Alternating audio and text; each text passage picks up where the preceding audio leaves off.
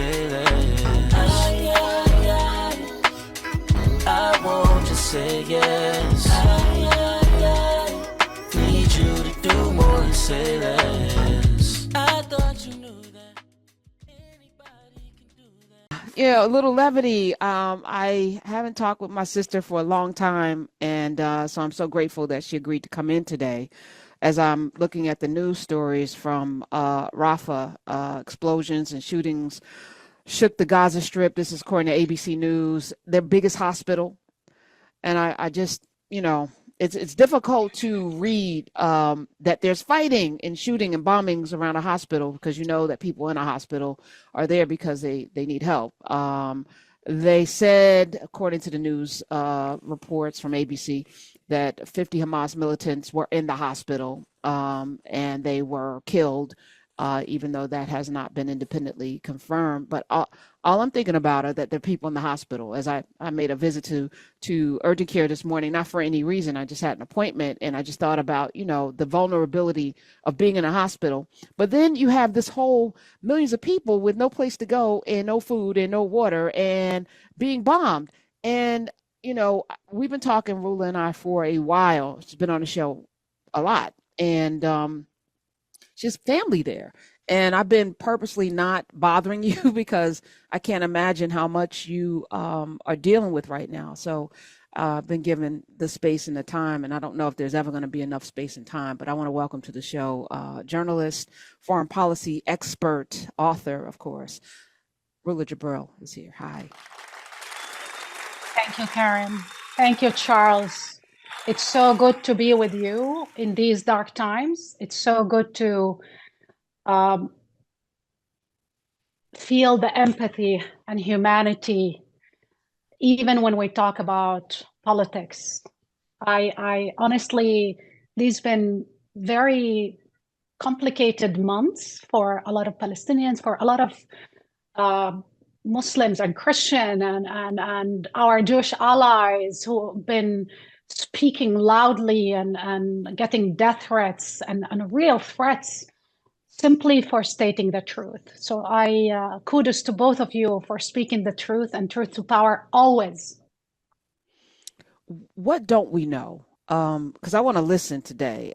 It's difficult being in America because our news, even though, we're a free country, is filtered, through a lens. And all I know is that there are millions of people that have been forced out of their homes. I've watched aid be dropped on folk. I've watched aid be dropped in the middle of the ocean, in the water for people to swim out to. I've watched people fight over that aid because they have not eaten. I watch water be cut off, and I just know we're all human beings. So I don't know what we don't know. Rula, what are you hearing or knowing? So let's start by explaining to the people who don't know, not because the information are not available, but as you said, they're filtered and there is so much bias because this country had in the year 2000 a longest war on terror, and the infrastructure of the war on terror that I believe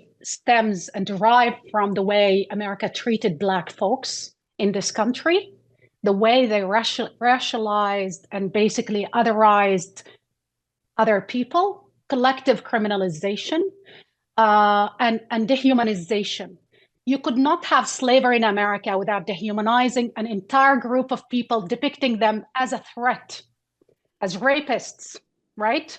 As, we had Emmett Till, who was killed for looking at a white woman, a teenager, a child. They didn't even think twice if he was guilty or not guilty, or maybe the woman was telling the truth, not the truth. They used that as mechanism to reinforce their narrative about Black people. But today, what I want to talk about is our not only biases in the United States in the media. I want to talk about facts that are never discussed in the media and taken for granted. First of all, no atrocity justify war crimes, that we need to condemn all perpetrators, regardless who they are. If you condemn Russia for bombing hospitals and starving civilians in Ukraine, and then you say that no, we're not going to condemn Israel for bombing schools and hospitals and university and killing children and starving them to death, you're not only undermining the security of Israel and killing Palestinians, you're undermining our fight for democracy itself. Because we have today a Democratic Party that is telling voters that Donald Trump will be dictator on day one. And they're right about it. He wants to be a dictator on day one. Yet they're telling us they want to defend democracy at home while enabling and bankrolling and financing Netanyahu's military dictatorship overseas. This did not start on October 7th. This is a military dictatorship that Palestinians have been living under for 56 years, for our entire life.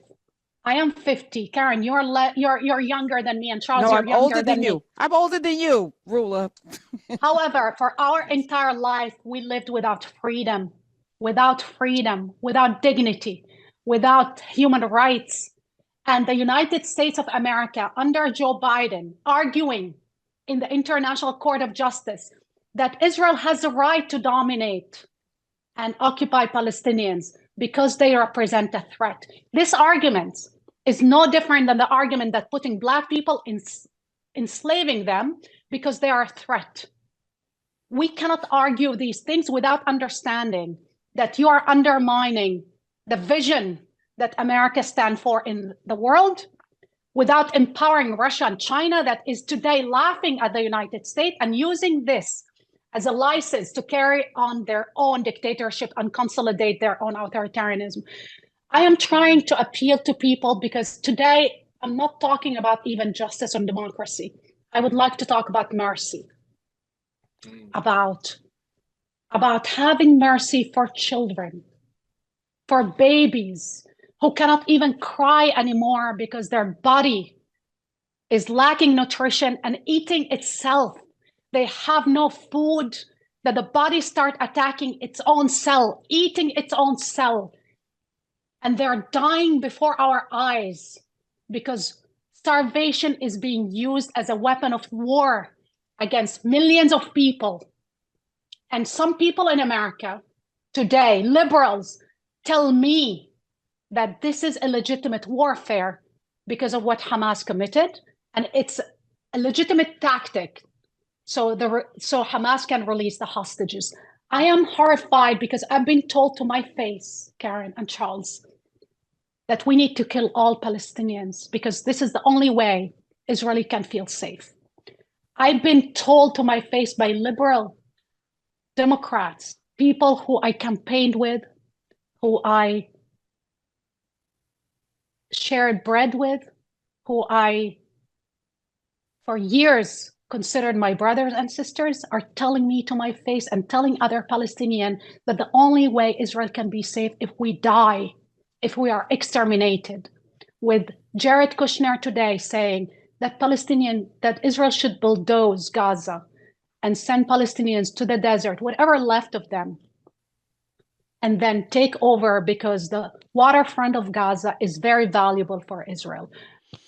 And the fact that not only Jared Kushner is saying that ministers in Israel, like Smotrich and Ben-Gvir, endorsing these views, endorsing the wiping out of an entire nation in the name of what? Combating 30,000 militant group that in the end of the day, even security apparatus in Israel, like Ami Ayalon, who's the former head of Shabak, are saying you cannot defeat an ideology, because even if you exterminate all of them, sooner or later somebody will rise up, because the right to self-determination and to live as free men and women is inherently born with us. We're born to live as free men and women. And the more you deny them, the more you oppress them, the more you radicalize them. This is the part that America does never talk about, that Hamas is the byproduct of the military occupation that's been way occupying our Israel, derailing the project of democracy, of the Israeli democracy. And not only that, it took over the United States. that today a Democratic Party is willing to sacrifice its own democracy and risk Donald Trump coming back to power in order to save Netanyahu, Ben Gvir, and Smotrich, and the Kahanists in Israel. I am shocked that we are at this point in time. Rula Jebreal is here. Charles Coleman Jr. is here as well. We're having a conversation because we need to have a conversation. I feel like our moral compass has been broken. It probably has been broken from its inception. We've had to live in hypocrisy for so long that I don't think many of us know right from wrong.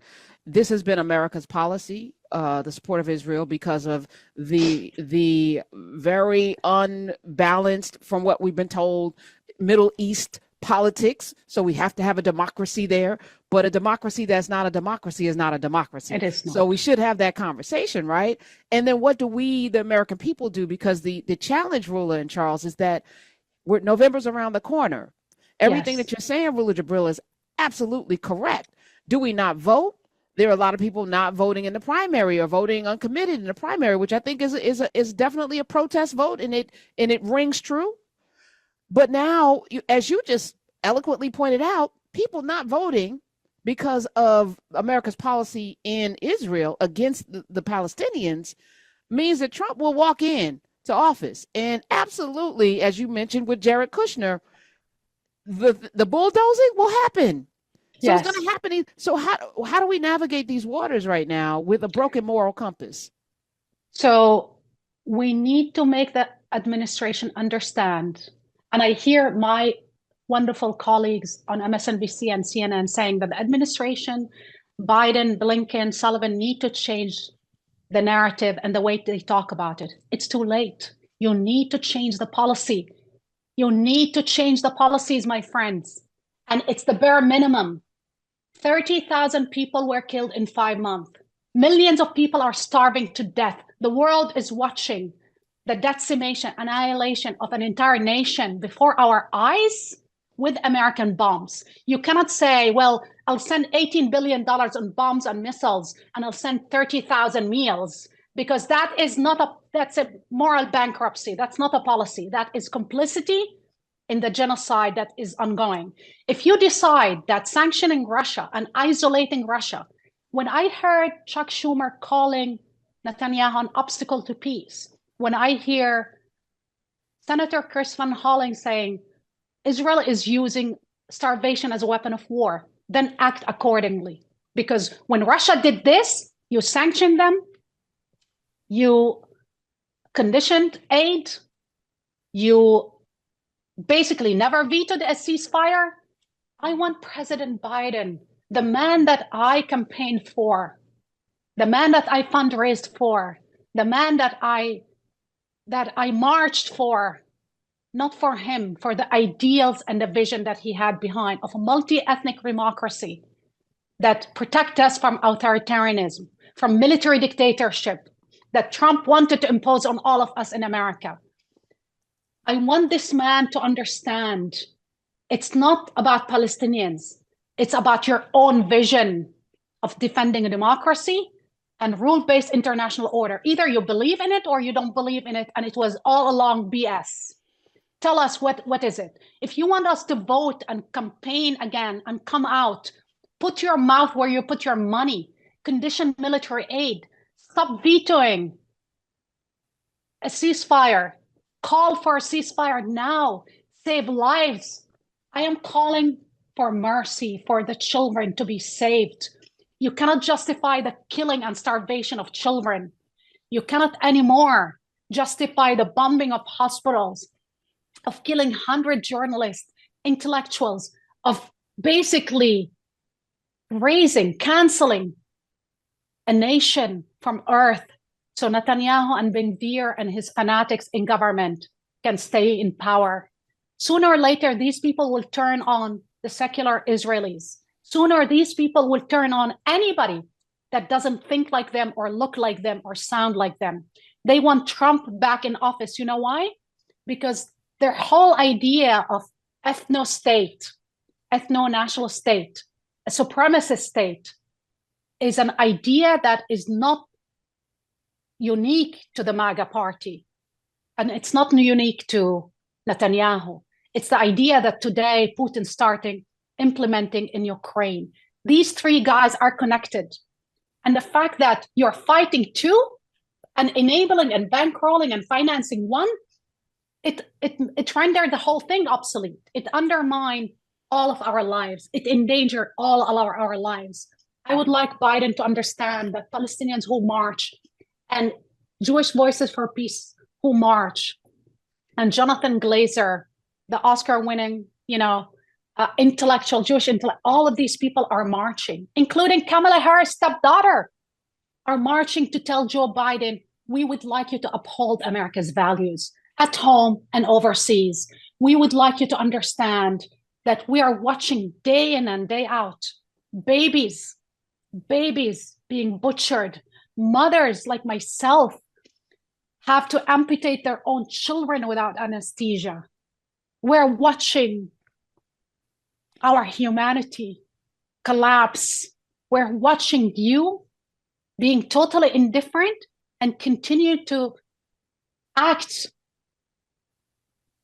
as if you're basically a warlord who deliver only weapons to one side because in your view, you have no other choice.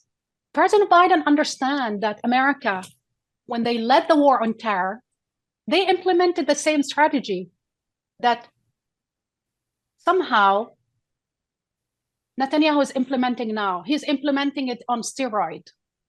They tried to implement that in Iraq. It did not work. It did not keep America safe. Actually, it increased terrorism in the Middle East. And President Biden went to Israel and said, don't make the mistakes we did. He was referencing to the fact that America put on the table only a military option after 9/11. But the only time we reduced violence is when you put on the table a political option, because that's the only option that can really defeat extremism. You know who told him that? You know who implemented that? Obama and Biden when they were in the White House. When Biden was vice president, they sent General Petraeus and others to Iraq, and they put forth a vision that was a political vision. They had to walk back their own policies. The policy that was called de-Baathification and the Ba'ath Party that connected Saddam Hussein, they had to dismantle their own policy and put it aside and take back the Iraqis who worked with Saddam Hussein and say, you know what, we made a mistake. Come back, work with us so Iraq can be a democratic, a safe place. They had to pay them reparation. They had to pay them money for years where they were pushed out of government, pushed out of their place.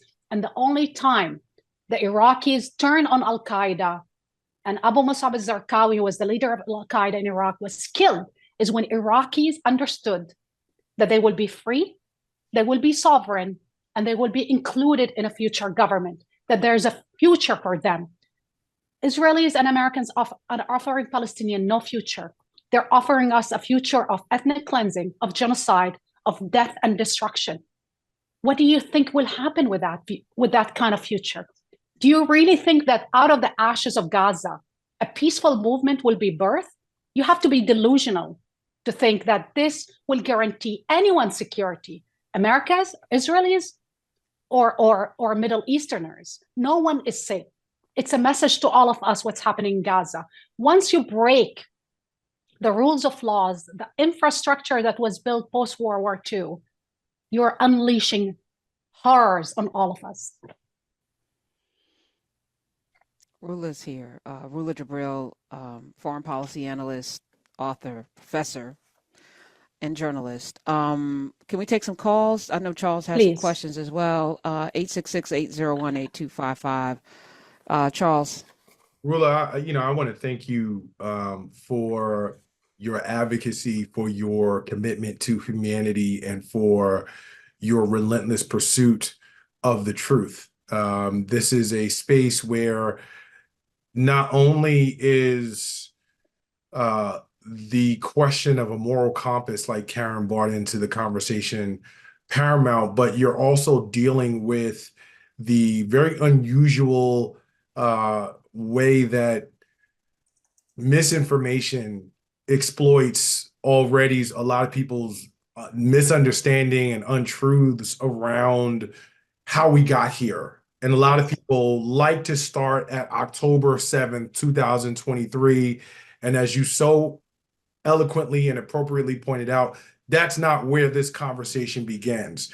I think one of the differences in where we are right now with this conversation is that prior to this escalation in this region, there were smaller numbers of people who knew how to access information to understand the big picture.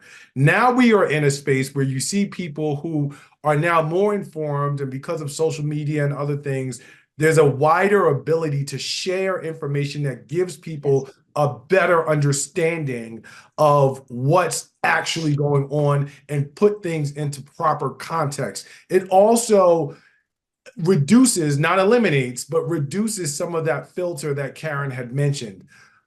I'm trying to understand, as an analyst, how long do you think it takes before that understanding in the general sort of public dialogue sphere really begins to put the proper amount of pressure on government to initiate policy? Because we are at a place where you have every member of Congress who is up for re-election this year, in addition to the president. And it's important that listeners understand, I've been saying this a lot, with any issue that you are talking about, particularly right now, you need to have as much, if not more, concern about these congressional races as you do the executive race, because of the way that government is designed. If in fact there are policy measures that you cannot or do not believe will be supported by the executive branch, then you need to be working even harder to make sure that legislators are elected who are going to push the appropriate agenda. Yes. So with your point about spending, budget, those things being allocated, those things shift to a congressional races conversation. But how long do you think we have before Congress, if you will, and other factions of the political infrastructure can continue to turn a blind eye to what's really being said? Because the conversation in the public sphere has gotten to a point where you can no longer, ignore it. It's a great question, Charles, and it's a great framing. I have a feeling that we're already hijacked. We're already hijacked when the Republican Party decided with Citizens United to open the floodgate to dark money to interfere with our politics, and decided that you and me and millions of voters don't matter, because you can buy the courts and you can buy politicians and they become your own mercenaries. And it doesn't matter that 80% of Americans want to ceasefire. It doesn't matter that the overwhelming majority want reproductive rights. It doesn't matter that the overwhelming majority want freedom for all, whether you are Black or Muslim, Palestinian or Christian, whether you are in America or overseas. And with this mechanism, when they call these analysts on CNN and other places, Putin a corrupt dictators, kleptocrats. And I was like, wait 1 second. We have a legalized system of corruption. You are telling me that people who want for months and months and months been calling this administration, a democratic one, calling them to enact, to basically comply with the Leahy law, which is an American law that says you don't give military aid to anyone that is using weapons of starvation as a weapon of war, that is killing civilians. We saw with our own eyes. They shot at people waiting in line for a loaf of bread. We saw with our own eyes babies rotting in incubators because they left them there. We see with our own eyes minister after minister in this government calling for destroying Gaza, for killing all Palestinians. When the Minister of Agriculture said we're rolling the second Nakba, he was saying what? We want to cancel Palestinians, kill them all. They're not even hiding anymore their intentions. But here we're told by some that, yeah, some people speak like this, but don't take them literally.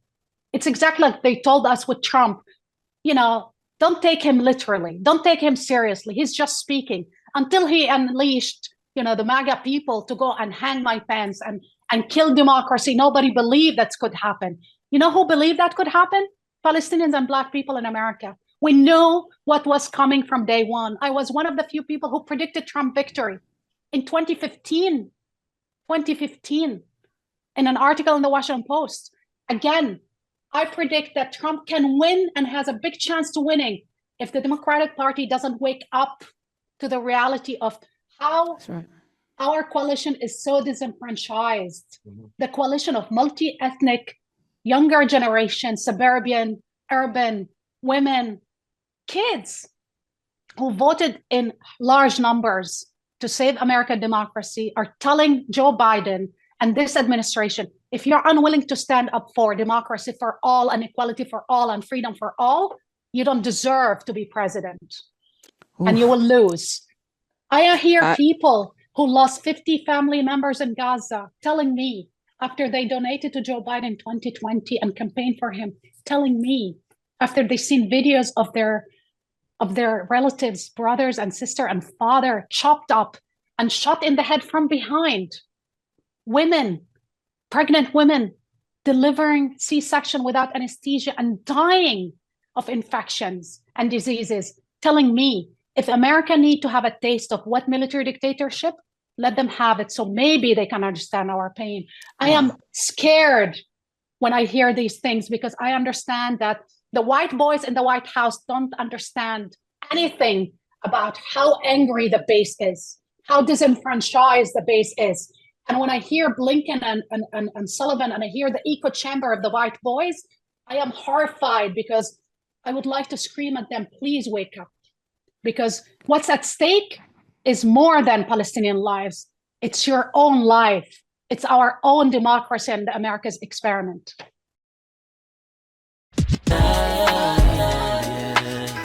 I want you to say yes. I need you to do more and say less. I want you to say yes. I need you to do more and say less.